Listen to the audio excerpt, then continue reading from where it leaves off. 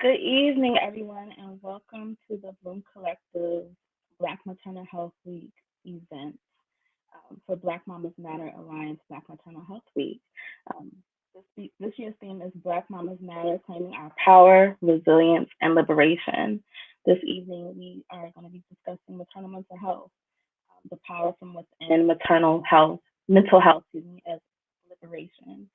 This evening, we have several practitioners who work in the perinatal health field, interfacing with birthing people on a daily basis. And I'm so excited to welcome all of you to our panel. So first, we have Lauren Arrington, who is a doctor of nursing and certified nurse midwife. Hi, it's wonderful to be here. Thank you for coming. Next, we have Vanessa Hannibal, who is a certified lactation counselor. Hi, Vanessa, you're on mute. Oh, hi everyone. Next, we have Michelle Clark, International Board Certified Lactation Consultant. Hi, Michelle. Hi. Hi, we meet you. And lastly, we have Bryant Harris, who's a doctor of chiropractic care. Hello, everyone. Lastly, we have Jacqueline Clemens, who's a certified traditional postpartum doula. Hi, everyone. How are you? Thank you all for being here and being willing and available to be a part of this discussion this evening. So, I'd like for each of you to just talk about your work and what you do and how you assist birthing people. Michelle, you can go first.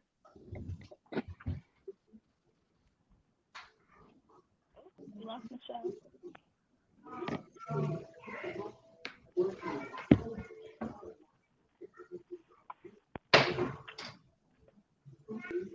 Okay, while we get Michelle back, Jacqueline, can you go first and introduce yourself and what you do working with birthing people?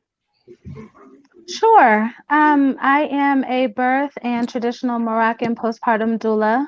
I work with birthing families, supporting them through their prenatal, straight through their postpartum period. I also provide placenta encapsulation as well as lactation support for those families. During my time working with birthing people, we do a lot of mindset prep, which is to be helpful during not only their prenatal period, but to hopefully help lessen the severity of any perinatal mental health challenges they may come up on. So that's the work that I do. Thank you. Vanessa, what do you do in your line of work working with birthing people? I'm a birth and postpartum doula. I'm also a certified lactation consultant, so I'm working with families during pregnancy, birth, and postpartum, helping them navigate that experience and transition into parenthood. Awesome. Lauren?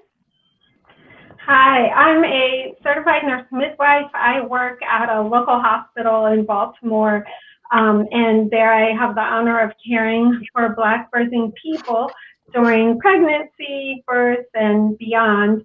I also educate midwives, so that's another way that I think vicariously I impact Black birthing people. And I've also worked in global health and have had the opportunity to work with clinicians there who also support Black birthing people. And I would say also that I work, especially my hospital work here, within systems where racism is very much embedded. And so I also feel like I face a lot of barriers to supporting Black birthing people. Amazing work. Michelle. Yes. Hi, I was having some Wi-Fi issues, but we're back. My name is Michelle Clark. I'm an IBCLC, that's short for International Board Certified Lactation Consultant. And I work with birthing parents throughout the entire journey, whether it's prenatally, postpartum, everything in between. I specialize in relactation. So parents who may have stopped breastfeeding for whatever reason, or chest feeding or body feeding, or parents who are looking to induce lactation due to adoption and things like that. And Dr. Harris, last but not least. Good evening. My name is Dr. Brian Harris. I am a neurostructural chiropractor with a focus on pregnancy, perinatal care, and pediatrics. So I work with families who are trying to conceive, who have conceived, who are postpartum, and their children. That is a huge focus of mine. And then I also work with the general public as well. My practice is in Annapolis. It's a private practice, and I've been practicing for 12 years. Awesome. I realized I did not introduce myself. So my name is Desiree Israel. I'm a perinatal mental health therapist and also a co-founder of the Bloom Collective. I have a small private practice, Motherland Co., specializing in pregnancy and postpartum birthing people. And glad to have you all here. Thank you. I'm just gonna start because there's so many ways we could have went with these questions. So I tried to make it short and sweet because I know we could be here all night with this conversation. But knowing the barriers that Black birthing people face in these times, especially when it comes to mental health, what has been the biggest positive contributor to Black maternal health in your profession?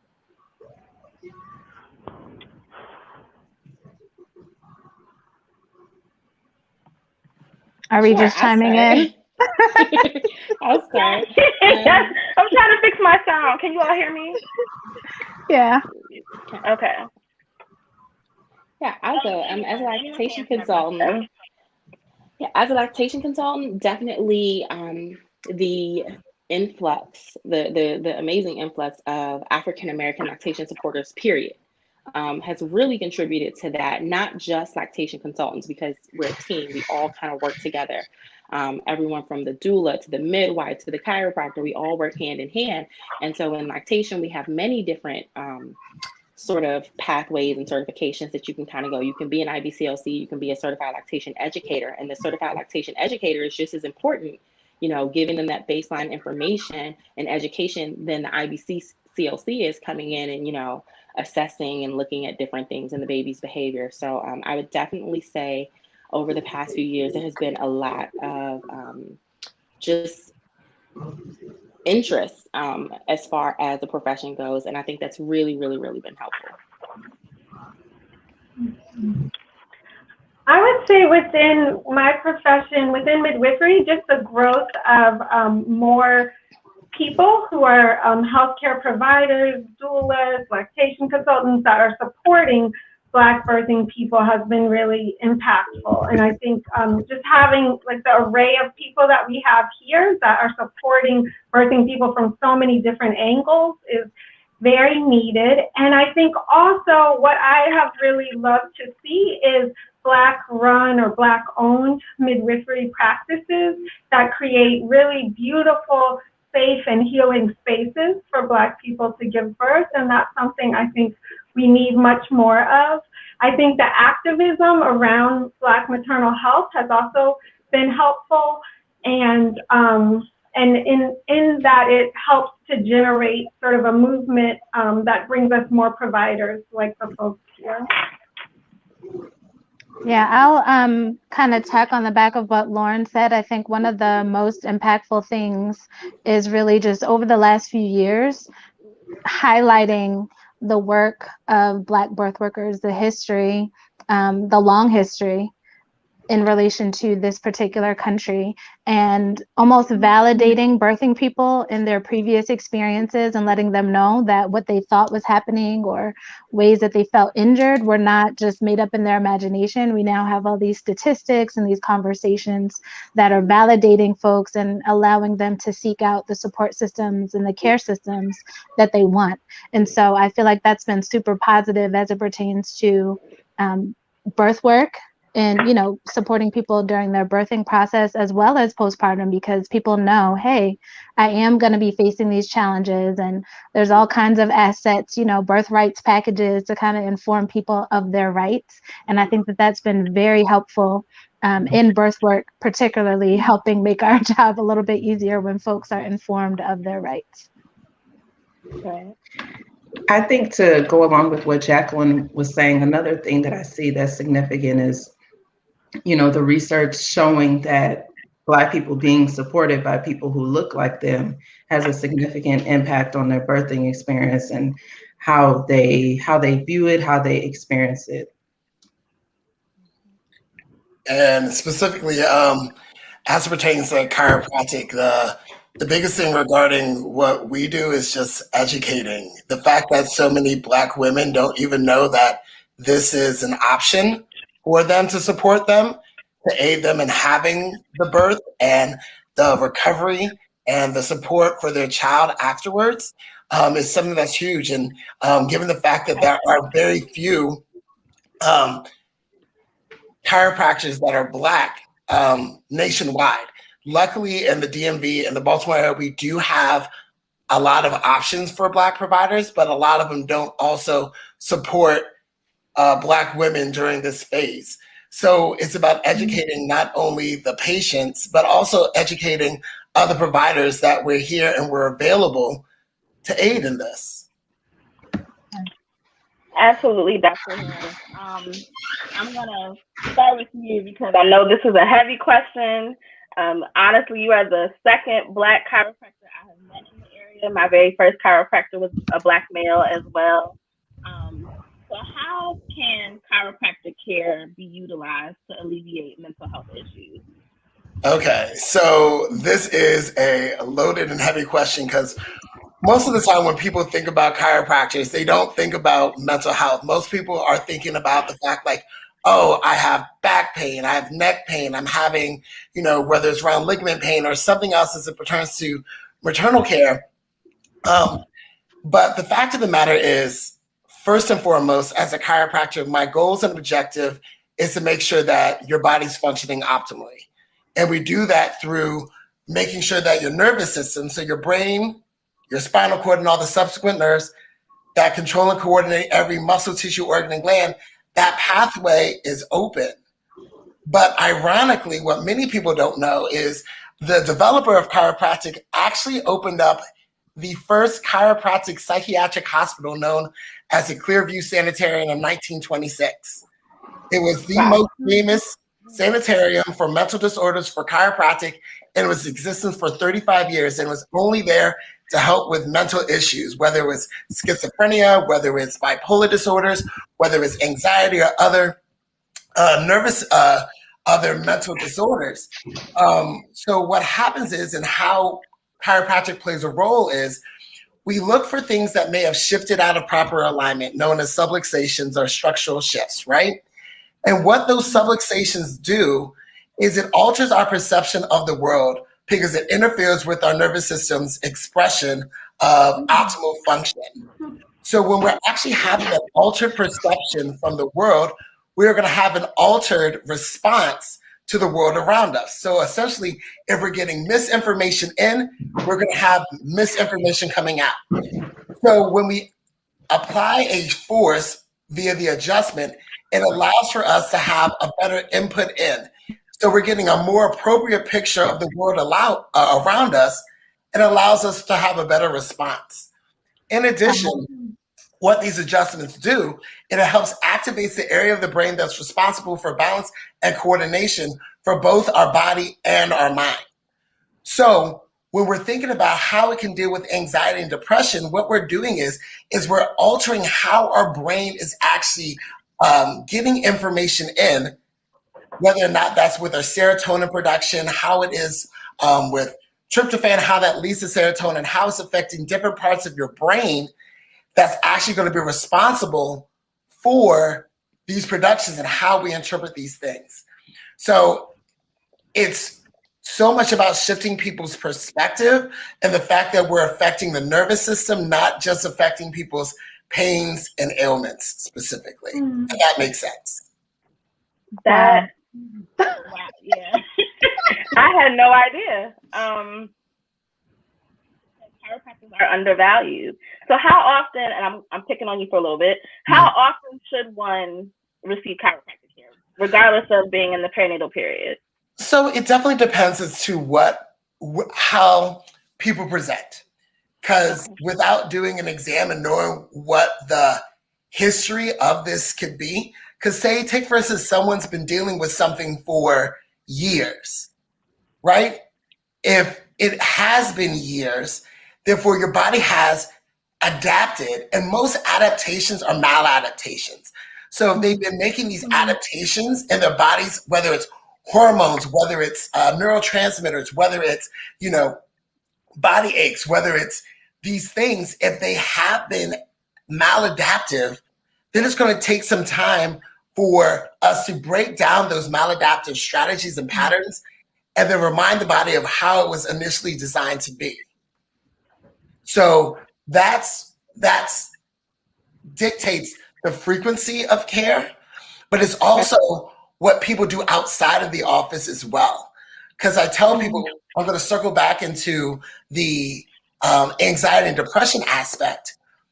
There is, from what I found in the research that I've read, I've never seen a medication do a better job of dealing with anxiety than people going actually for a walking and talking with a good friend. That actually stimulates a lot more serotonin, endorphins, and other things. But specifically during this perinatal period, especially postpartum, you feel very much isolated. You don't have your tribe. Therefore, you end up going down deep into this hole of solitude when you actually do need a tribe. When it says it takes a tribe, a village to raise a child, it really does. It is not just the child, it's actually supporting that family as well. Yeah. So it's the things that it's not just what we're doing in the office in terms of rewiring the brain, but it's also what you're going to do outside of the office to help facilitate and continue with that rewiring and having those neurotransmitters and those hormones get released. That's going to get you out of that situation in the first place. Thank you, Dr. Harris. You're worth it. For me. For an appointment. So since we're talking about the body and other ways, natural ways to alleviate mental health, Jacqueline, in your work, you're a traditional Moroccan trained postpartum doula. So what traditions have you learned through your training that can help assist a birthing person's mental health? Yeah, that was powerful, Dr. Harris. I was listening to you. I'm like, yes, all of that. And a lot of the practices that I learned in that traditional Moroccan postpartum really do center around that. It's about nurturing, nourishing, and honoring the birthing person. And so whether I'm preparing warming foods of any tradition, it can be African American, Moroccan, South American, whatever. I just like to chef it up. But the herbs and the foods that we're using that keep the body warm, all of that is done purposefully to nourish the postpartum body and to help it heal in its warm state. So if folks aren't really familiar with traditional Chinese medicine, they share a perspective that the birthing process is a cold experience. Once the baby is born, the placenta is born, the body is left in a cold state. And so it's very important to nourish the body, keep the body warm, keep the body covered in that postpartum period, the first 40 days. So part of the foods that I'm preparing for those families with the herbs is to provide that warmth.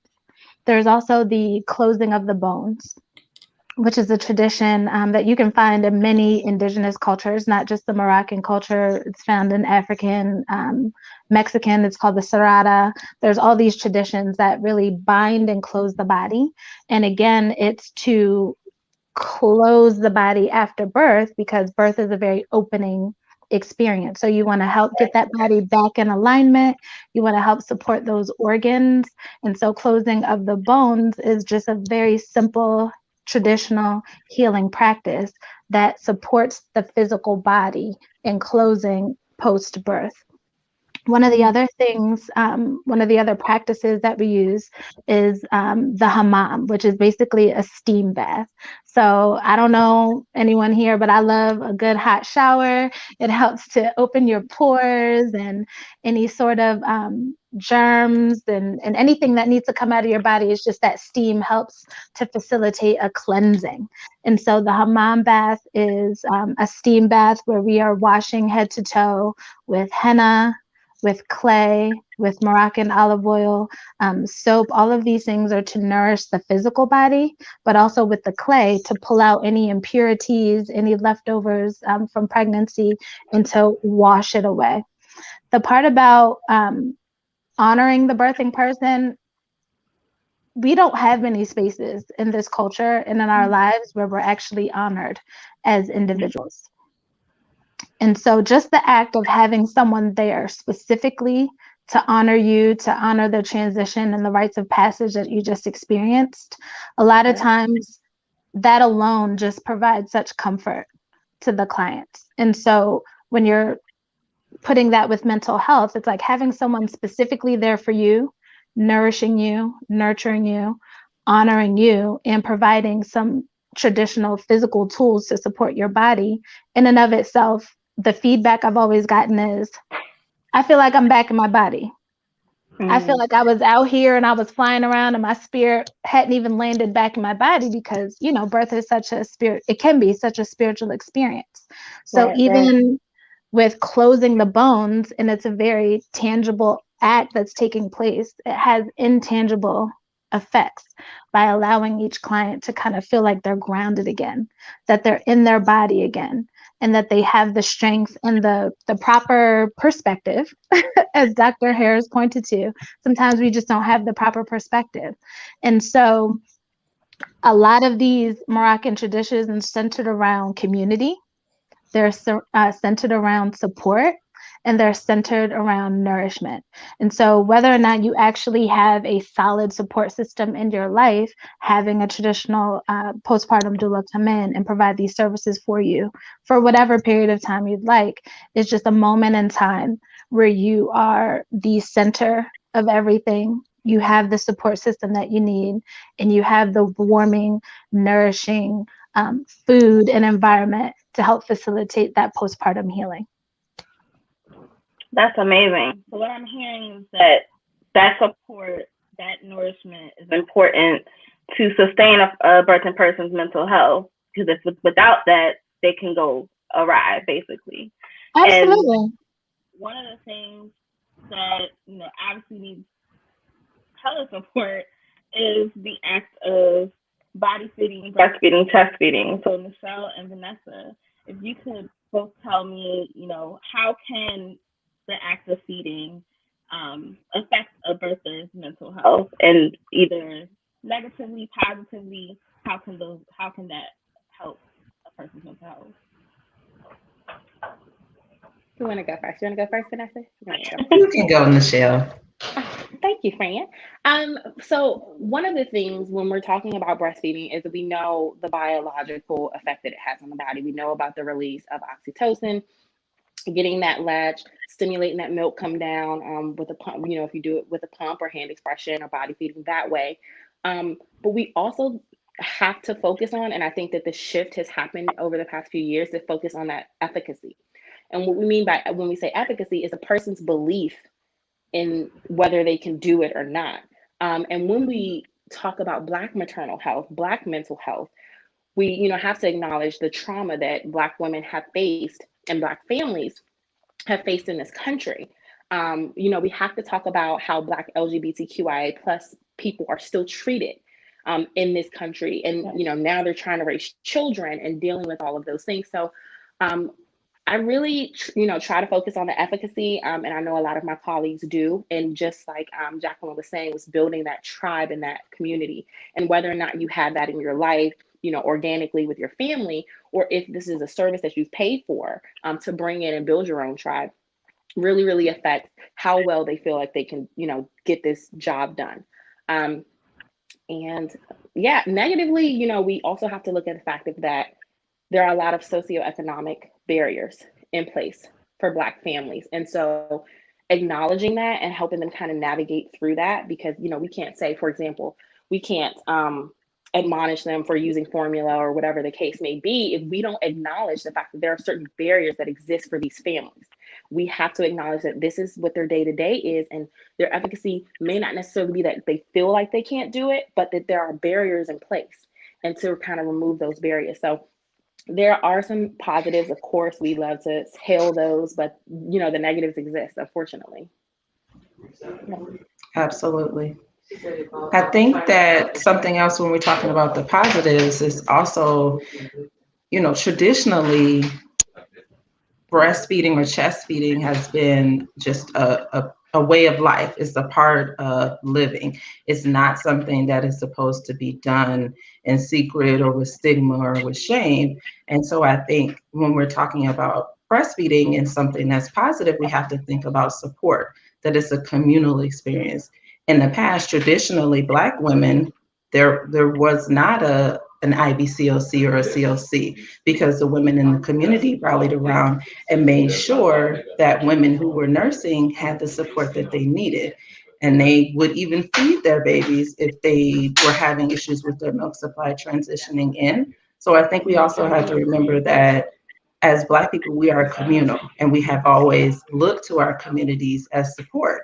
So on the flip side of that, that can also be a negative if you're not receiving support from your community or your tribe, or if, like Dr. Harris is saying, you don't have a tribe and then you're trying to feed your child from your body. It can be a very emotional, overwhelming, devastating experience if it's not going the way that you thought it would, if it's not this amazing, beautiful, natural experience that has been portrayed to you throughout, the various classes and other people that who have lactated. Oh, it's easy, you just put that baby on the breast, and it's like, well, it's not like that for everyone.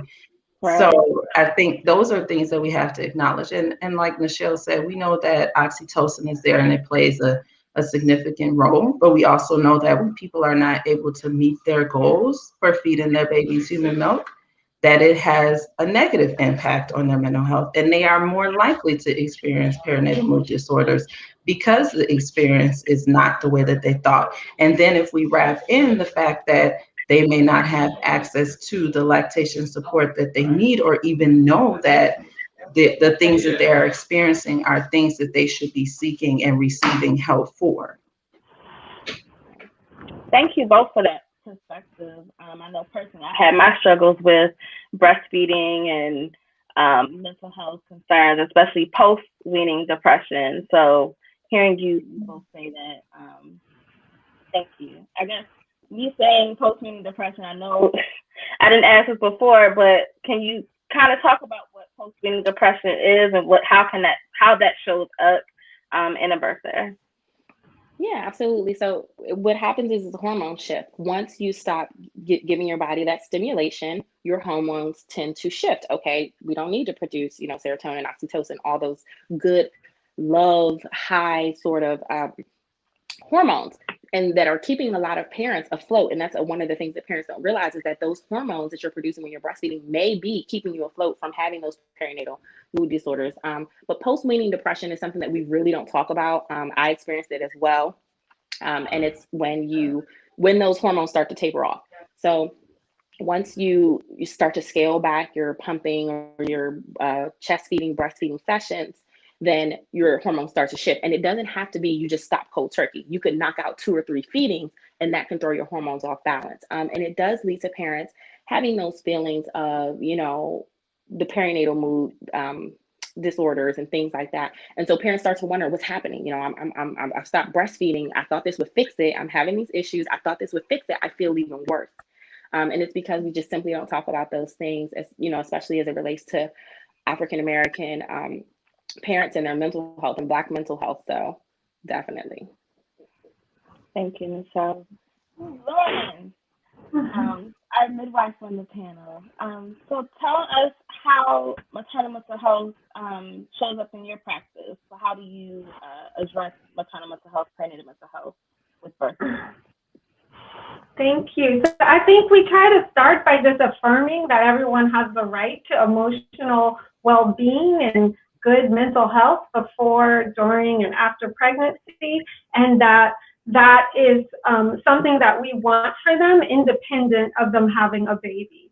So while it is very important to their pregnancy, to the development of their child, to their birth process, and to their experience postpartum, it's not just about the pregnancy, because we never want to make women feel that they're only valued, or their health is only valued in relation to carrying a baby. And I think we try really hard to provide trauma-informed care. So a lot of the mental health challenges that many people face are sometimes brought on or exacerbated by abuse and trauma. And sometimes that's an experience that they've had with the healthcare system. And so there are ways in which we can remind them of those traumatic experiences if we don't provide care in a way that's respectful, that honors their bodily autonomy, and really respects their rights and what they want for their care. So trying our best to do that, really checking in a lot about how people are feeling emotionally, and connecting people to all these wonderful folks that we have on this panel, who can really provide a lot of support and healing, who have a lot of healing power that they can offer. I think we try to also help people heal from their trauma, and so in as much as we can help with that process, we try to do that, and really provide holistic care where we're caring for the whole person and not just focusing on their physical health. I think it's important. Okay. That's really important. I just wanted to share statistics regarding maternal mental health conditions. So we know that 1 in 5, and sometimes they say 1 in 3 women and birthing people will have a perinatal mood and anxiety disorder. So that could be depression, anxiety, obsessive compulsive disorder, bipolar disorder, and then about 80% of parents experience the baby blues. So I really wanted everyone to hear different ways in which this can be combated, not just with talk therapy. I am a talk therapist, that's what I do, but I also do, I am an herbalist as well, but I do tend to refer out to lactation consultants, chiropractors, postpartum doulas as part of my personal practice, because it just can't be, psychological, psychiatric help to help families. You all stress support, which is very important. So one of my last questions to you all is, moving forward in your own profession, where should research and policy priorities be when it comes to maternal mental health in your profession? I'll hop on this question. I think in our culture, we are so disconnected from our traditions and from honoring the depth and width of knowledge, or depth and breadth of knowledge, that our ancestors offer. And I think when we tend to get into a lot of numbers and a lot of new science, we forget that we already have so much information. We have so many tools that are already present for us to address a lot of these issues. And half of the problem is that we're not living in a way that's cohesive with the way that our ancestors lived. And so therefore, we see this increase in a lot of these mental health issues. And so, on one hand, yes, with technology and policy and all of that, it's very important to continue to move forward. But I guess, similar to Sankofa, it's also important to just reach back and grab what we already have, pull it forward with new technology, obviously implement it with new technology and new standards and in policy and in research. But the fact of the matter is that there are things put in place for a reason. The nuclear family, my own house, and I live hundreds of thousands of miles from every single person I know, and it's just me and my husband and my child, or me and my partner and my child, and me by myself. Whatever your situation is, that's unnatural to go through these different rites of passages without your community and to feel like you're doing it alone. And so I would love to see some policy and some research put forth into the positive impact of those indigenous traditions that we already have established, for more of that to be brought forward, not just in the way that I was trained in terms of traditional Moroccan practices, but to really study all indigenous cultures that relate to individuals. Because I think when you are cared for in a way that nourishes who you are, a person in a particular culture, it does something to integrate your mind, body, and spirit in a way that we're just not seeing on a consistent basis. So me eating, some warm collard greens and some potatoes that, with different spices that my ancestors from the South partook in, it doesn't just nourish my body, it also connects me to those that came before. And so seeing more of that coming into spaces, serving people according to the background that they come from and according to the traditions in their indigenous cultures, I think would be something I would love to see, the impact of it be researched and kind of brought forward into treatment and care practices. Research, but definitely research by the right people to bring forth this knowledge. I definitely agree with that, Jacqueline.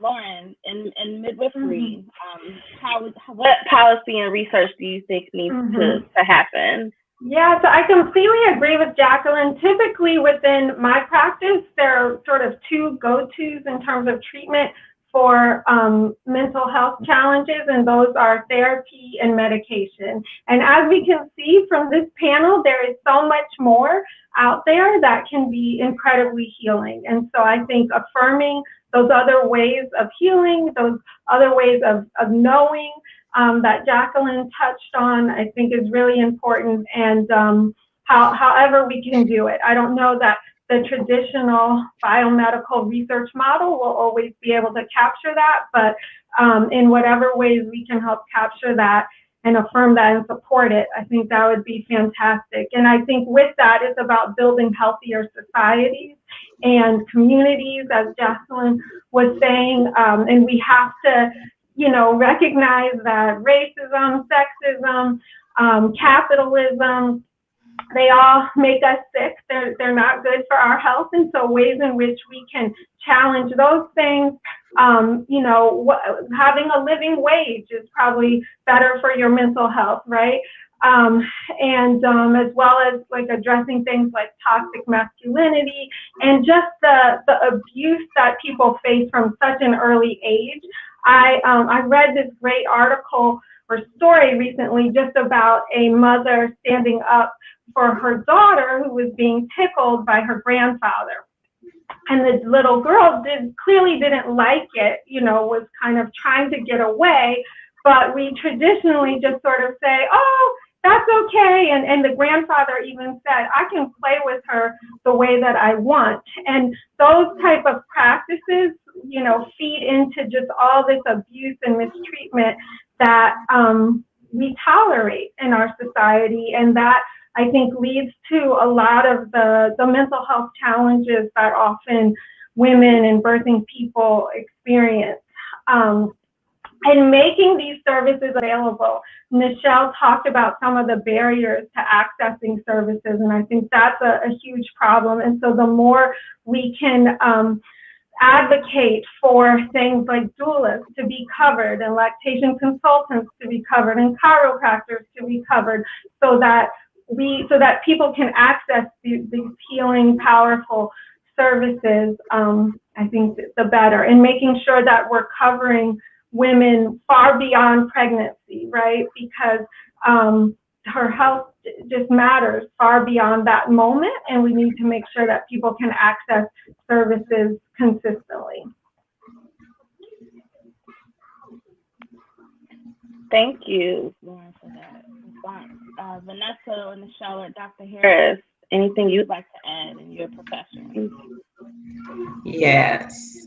To go off what Lauren was saying, coverage. So things need to be covered under insurance, and the rate that it's covered at needs to be a living wage. Like in DC, Medicaid covers lactation consultants, what, like $60 for an hour? That's not less than that, 50 something bucks. That's not a living wage for a lactation consultant to be provide all of the support and the care that goes into that, the assessing in that visit. So when we're talking about providing coverage for insurance, what's the reimbursement rate? Because that's also a huge reason why certain practitioners like chiropractors and IBCOC choose not to participate in certain insurance coverage, which means that impacts the access that clients have to that particular service.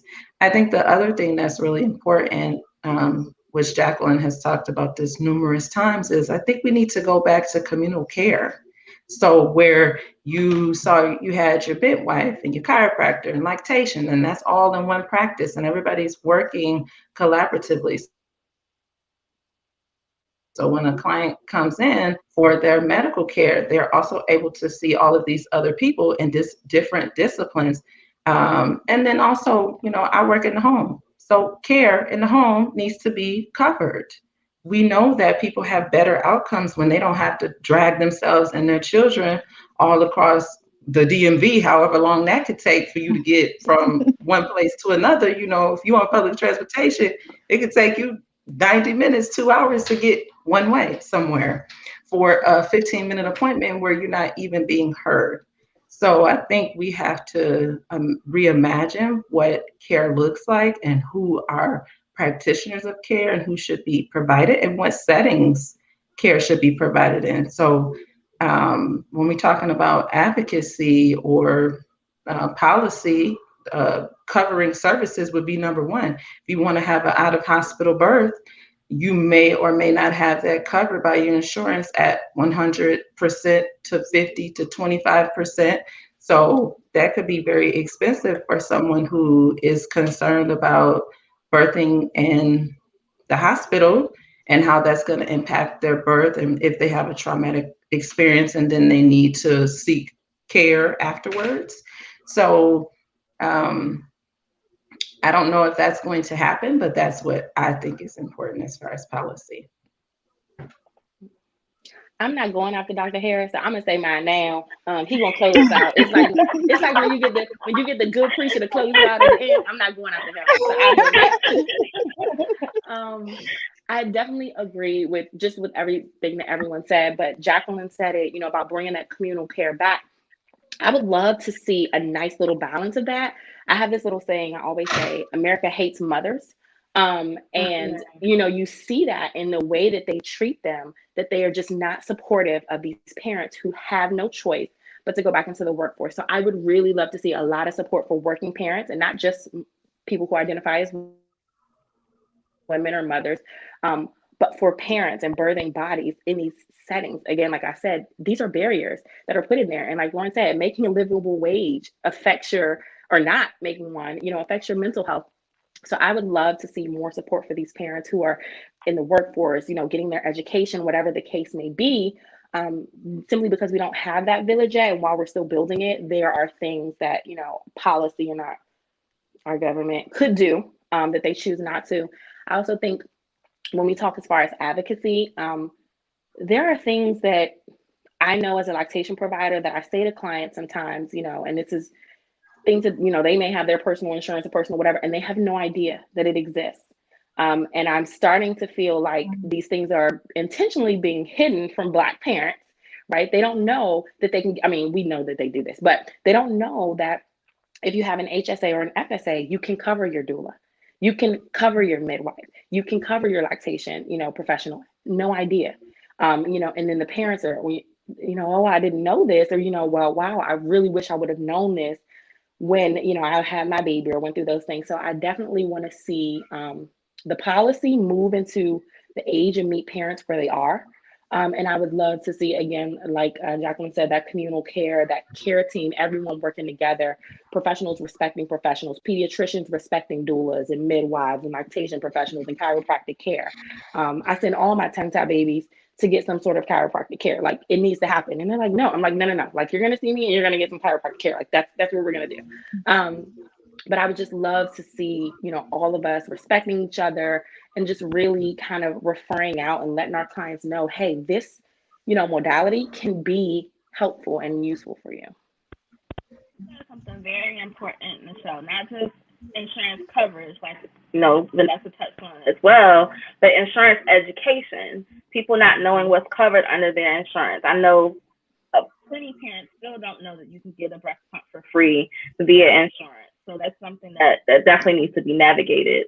Dr. Harris, in chiropractic care, what do you want to see happen?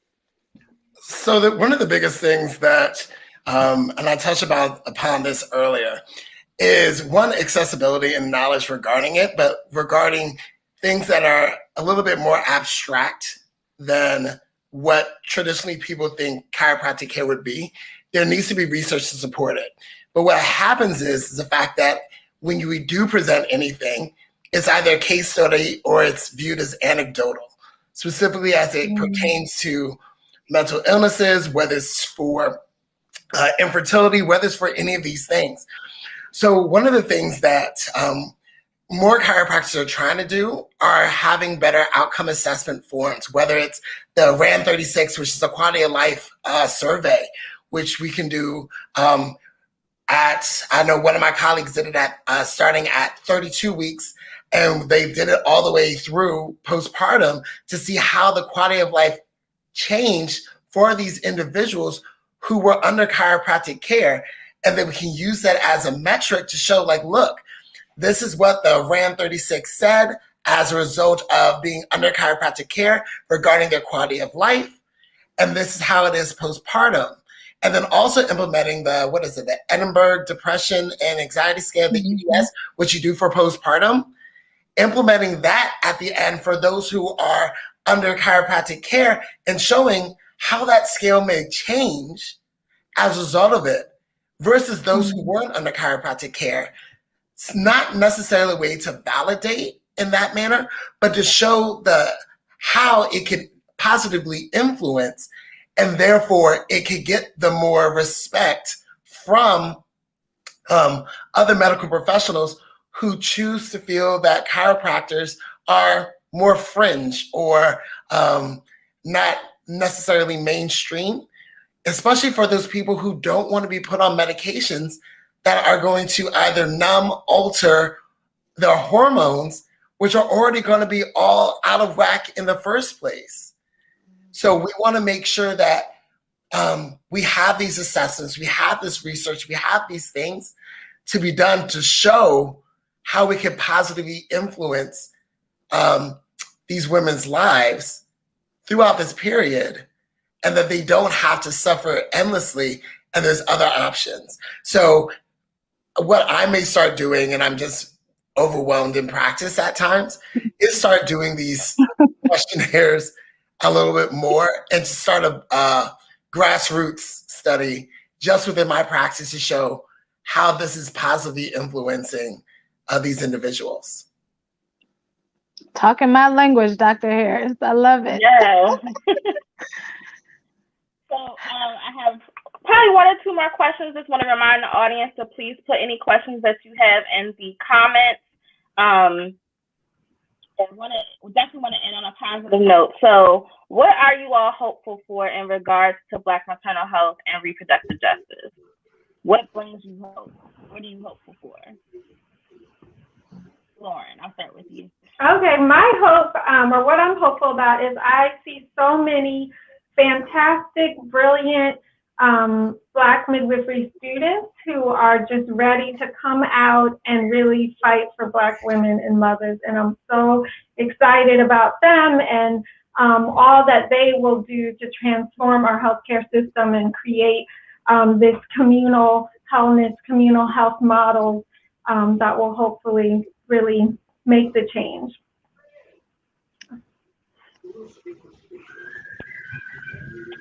Vanessa, what are you hopeful for?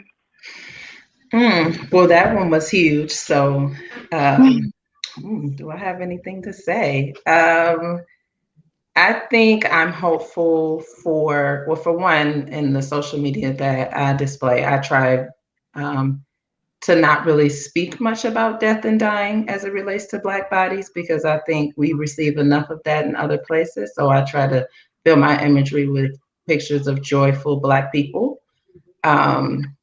So I think something that I'm hopeful for is the opportunity for Black people to tell more of their stories, to be at the forefront of um, ensuring that we have better health outcomes. That's through Black midwives, but just also, I mean, in a variety of ways, being able to share our experiences and know that we have everything that we need within our communities to do what we need to do to, to help our people. Absolutely. Dr. Harris, what are you hopeful for? What makes me hopeful is the fact that these issues are actually at the forefront of most conversations now. The fact that we do have uh, a Black Maternal Week and all these things, that there are organizations that are actually trying to facilitate change out here.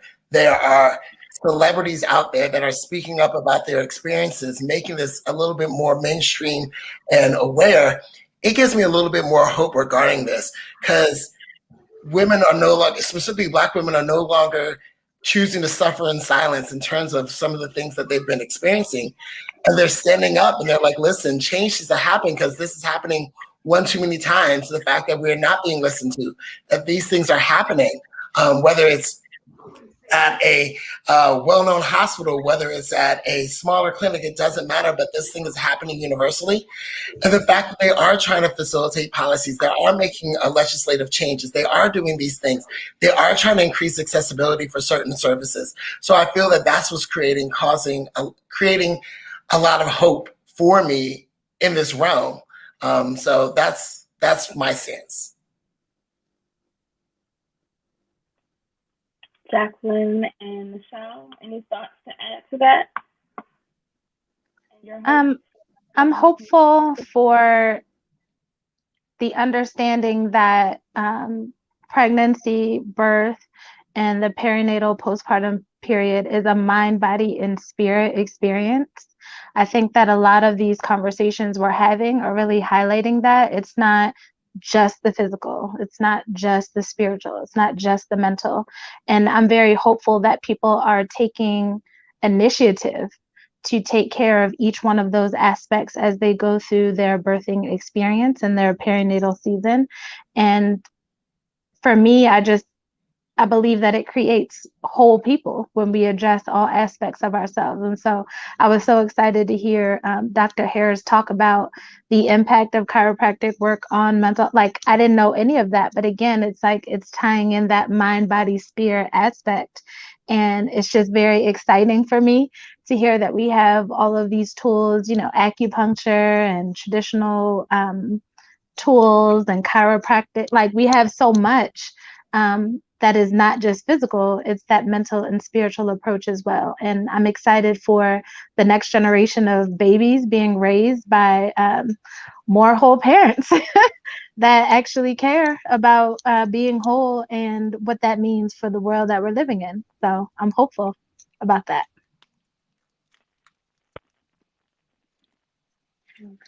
For me, with lactation, what makes me hopeful is the absolute, like I said earlier, influx of Black lactation professionals taking this. Oh my gosh, I'm very far. Taking this career path by storm. Lactation is so white, and so to see so many Black professionals coming into it and saying, you know what, no, I don't have to accept this. This is what breastfeeding, chest feeding, body feeding. I mean, even just, chest feeding, like this is what we're saying, this is what we're doing. And it doesn't have to look this one way. I absolutely love that. I think that it's going to change the scape of lactation. I'm so excited. And even lactation professionals from all different aspects of life, right? Like, I know someone who just got certified as an IBCLC, she's a single mother.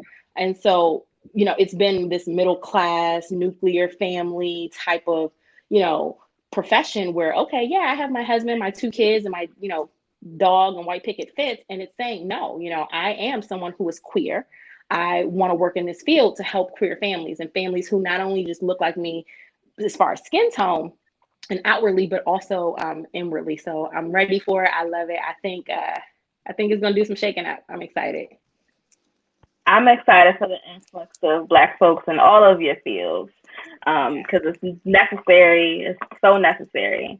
I have one more question, and I know that I believe there was a question in the comments, but we cannot talk about taking care of others without talking about taking care of ourselves. So I'm really big on collective self-care, especially of Black birth workers.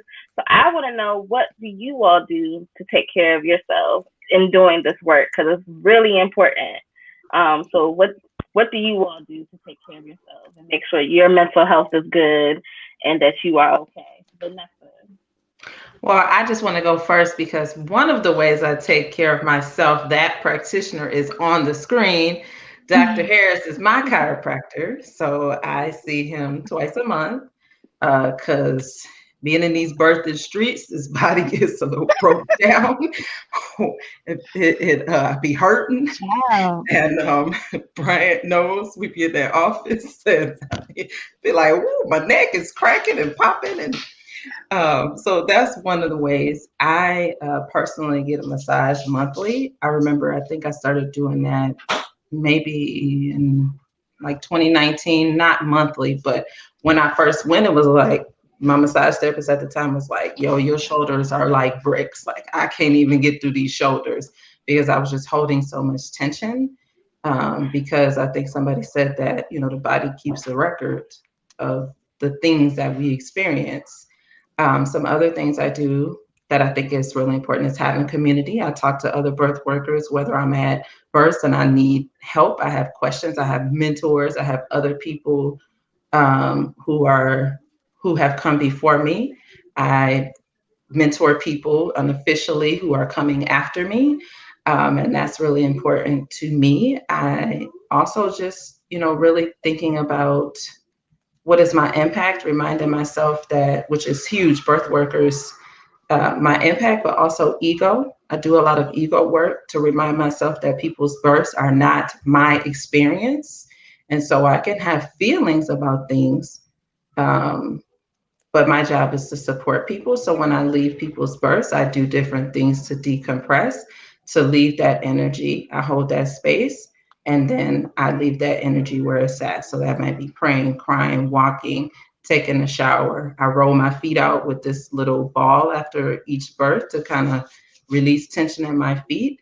And I just am constantly working on my ego, which I think is huge, because it's very easy to get caught up in the fact that, oh, I'm whatever names people want to call me. I'm a doula, I'm this, I'm a healer.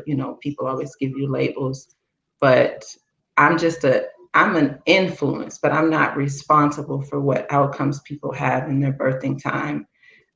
And doing the ego work reminds you of that and reminds you to be humble and that you are invited into people's spaces when you work with them. So you have to respect that as a gift. Thank you, Vanessa. Lauren, I'm interested in how you take care of yourself as a midwife. Yeah, that's a hard question for me. I love all that Vanessa just shared, and I want to study with you and learn some of these techniques you're using, because I definitely don't focus on self-care enough. I think probably the biggest thing I try to do is set boundaries. That's aspirational for me, but trying to say no and trying to really just do what is serving my purpose and the things that are most important to me and that I care about, and not get distracted. But I think I have a long way to go, and that it's a journey, self-care. So I'm going to listen and learn from all of you.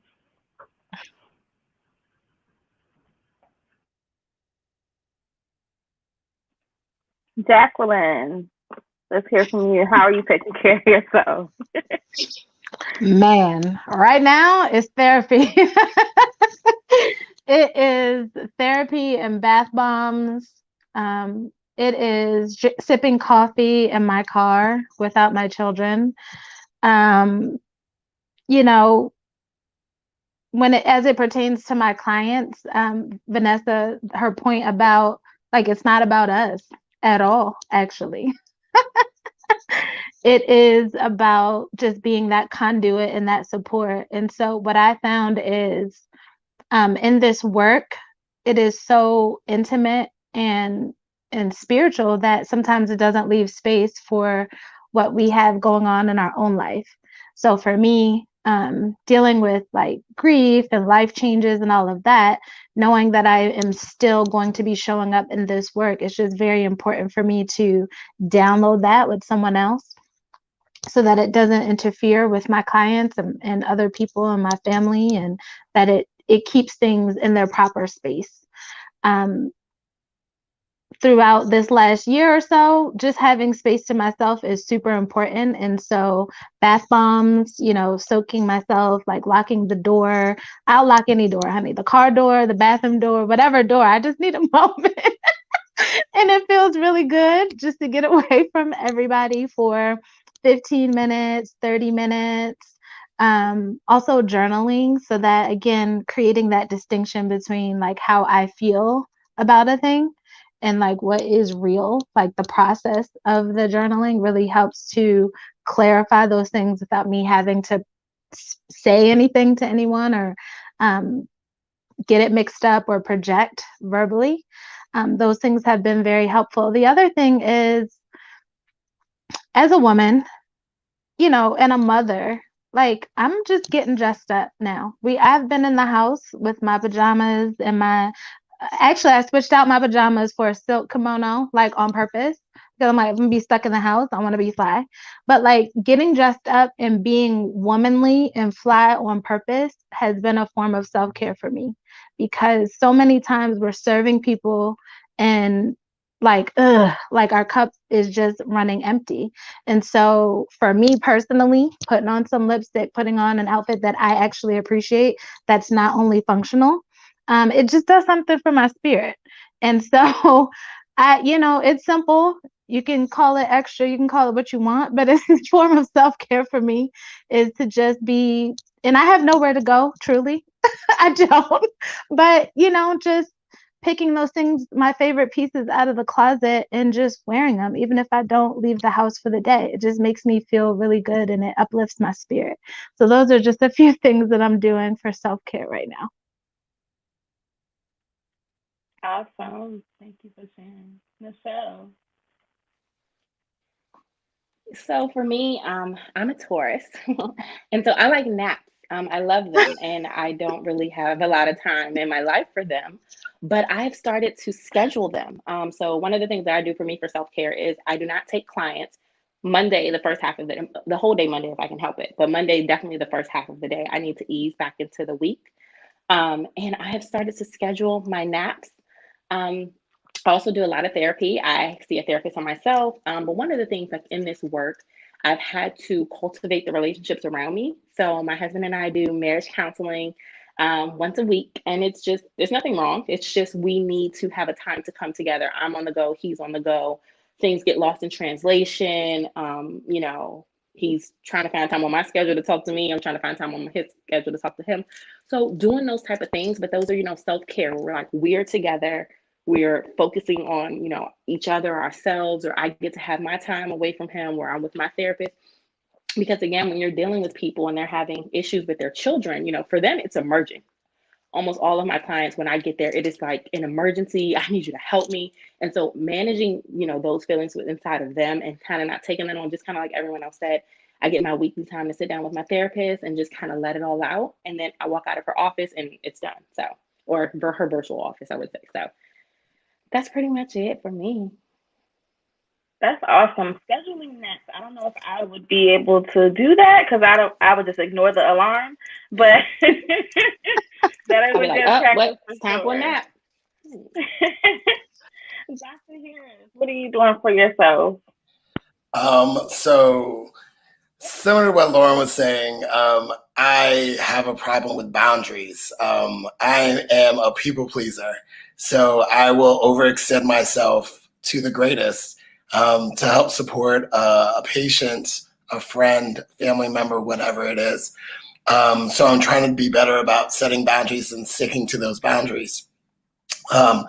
But other than that, I do see my chiropractor once a week. I get a massage once every 3 weeks.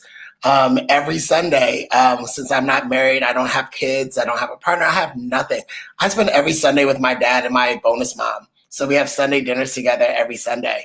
That's where I can get loved up on. I can get that good home cooked meal, reminds me of my childhood, being around my parents, and that fills me. And that's on Sunday, so it jumpstarts my week. I'm bound to travel more. I'm telling myself I want to travel at least once a quarter to refresh, and that is going to be what I'm going to try to do moving forward. So that's how I typically try to take care of myself. Plus, I try to meditate every evening, try to disconnect and just be present before I go to sleep. And then I also competitively weightlift. So me slinging some weight in the gym is a way of me decompressing. And look, these shoulders, you know about these shoulders, Vanessa. These shoulders. So that's what I choose to do, and try to do some self-care for myself, to make sure that I can stay sane and be able to support those who need to be supported within my practice.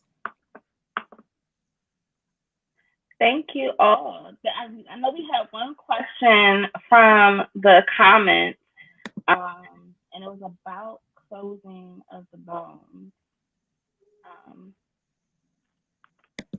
Can you all hear me? Mm-hmm.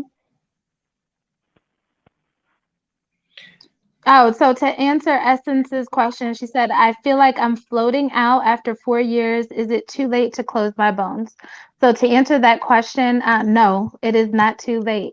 I did my studying with Layla B in the NAFSA School Project out of Morocco. And one of the original cohort, her daughter was 10 years old. And when she received the closing of the bones at the retreat in Morocco, her name is Pilar Ma'a out of California. One of her testimonies was that even with her daughter being 10 years old, receiving the closing of the bones, she still felt those spaces in her body, spiritually, physically, and mentally, sealed up after receiving that ceremony. And then, there's numerous women that have received it, or birthing folks that have received it way past the time that they've delivered their child, and they've still felt that they have experience positive outcomes and effects from closing of the bones. So to answer your question, Essence, no. Again, it's more than physical, but I'll tell you, I've read an article as well that says folks can experience up to 10 years. Your body is still adjusting and finding its way after giving birth. And so if you have more than one child, obviously that clock gets started over and over and over again. And so even for myself, I'll be in Morocco this summer. I will personally let you know how I feel, because I'm getting my bones closed too. But there's so much that we don't know. And the time frame is so expansive that we really think 6 weeks is it, and 6 weeks doesn't hit on anything that birthing folks experience coming out of pregnancy and delivery. So yes, invest in yourself, and it's not too late. 4 years is definitely not too late. That is good to know. There was another question to Dr. Arrington. How do you address perinatal mental health in your work? Okay, thank you for that question. So, I guess that gets more into what do we do? What do I do if someone has a mental health problem or challenge, something that they're dealing with?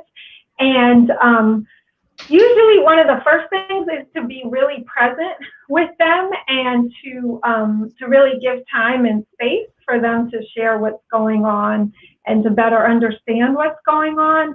We usually connect them with other services, be that therapy or usually I would say we start with therapy, but also sometimes people have community resources that they connect to. So exploring what those may be, and then staying extremely present, because it takes, it's not that we try to connect someone and then we're just done. We try to keep seeing that person on a really regular basis until we have a sense that they're really getting the additional support that they need.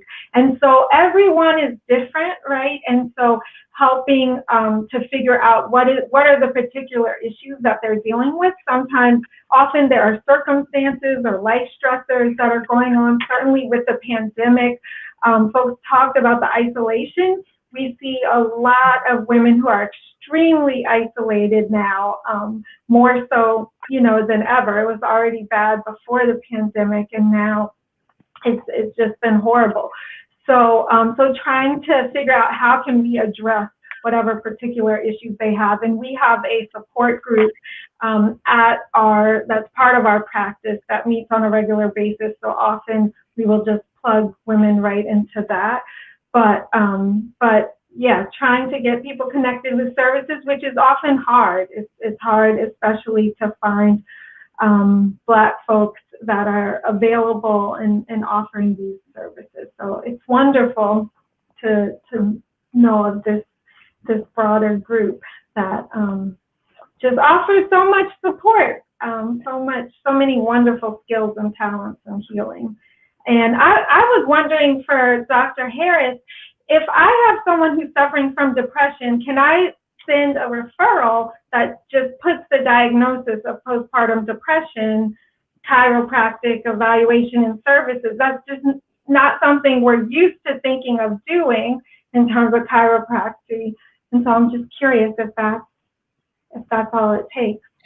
It typically is all it takes, but it just depends, because since it depends what you want to do with the diagnosis. If someone sends me someone specific for someone suffering from postpartum depression, you can put that diagnosis on there, but I technically, if they want reimbursement for insurance, I can't say that I'm quote unquote treating their postpartum depression. Because that's something within the scope of what chiropractic in terms of the insurance realm, we are limited to musculoskeletal conditions. So I can find, well, I shouldn't say this. There are other things that I could address and code for, but knowing that I still will be affecting their brain and the hormones and the neurotransmitters doing it to get them further along this path. But yeah. Not yet. It's coming down. I'm praying that we can change that part, because if you can actually do your research in your practice, I'm hopeful that we can change some of that. Jacqueline, there was one more question for you. How did you find your way to the Moroccan practice? I found the way through a few births that I attended, actually. I attended a few traditional Native American and Chicano home births that were very ritualistic and beautiful and divine. It was such a seamless transition, if that's the proper description, between prenatal, labor, birth, and like right into the postpartum care, because that particular person gave birth in their family home. So it was full of aunties and cooking. And so all these things were happening all at the same time as this person was laboring and then birthing. And when I saw, it was just so ritualistic and beautiful. It caused me to seek out, like, okay, like, how can that, like, who is teaching this? This has to be something that can be done. And I stumbled across Layla B. I believe I saw like one of her YouTube videos of the Moroccan practice, and it automatically brought me back to that home birth, or those home births that I had witnessed. And it just resonated with me as something that I wanted to provide to people for care. So even if it couldn't be in a home birth, seamless kind of situation, I wanted to make sure that ritualistic feel, honoring Indigenous culture, was something that I brought to my birth work. So it resonates with me as a person, how I live, what I value, but I hadn't previously been able to bring that into birth work before moving. I had moved to Colorado at that time. And so in Maryland, I had only attended hospital births. I didn't even really see, home birth was illegal back then. It's not now, give thanks. But kind of being in a state and in a city where anything goes, I really got an opportunity to just see a lot of ways that birth can happen and a lot of beautiful ritualistic and spiritual ways. And so that just led me to seek out how I could be providing those services more. Awesome. Thank you all so much for your insight, and this conversation was so needed. When I thought about doing this panel, I knew exactly who I wanted to be a part of it, even if I've never met you in person. Dr. Harris and Michelle, thank you all for being here. Lauren and Vanessa and Jackie, you all are so amazing in your work. If you all want to get in contact with any of these practitioners, their information is in the chat box, along with how you can reach them, their website, Instagram, and all of that. Please stay tuned. This week, tomorrow, we have Mothering as a Revolutionary Act, which is an interactive live panel discussion with Dr. Jessica Marie Johnson, Sam Smith, Dr. Kalila Harris, and a few others discussing Mothering as a Revolutionary Act. And then we also have on Friday is the start of the Black Mamas Matter Alliance Conference this Friday and Saturday. If you have not registered, I feel bad for you. I can't help you.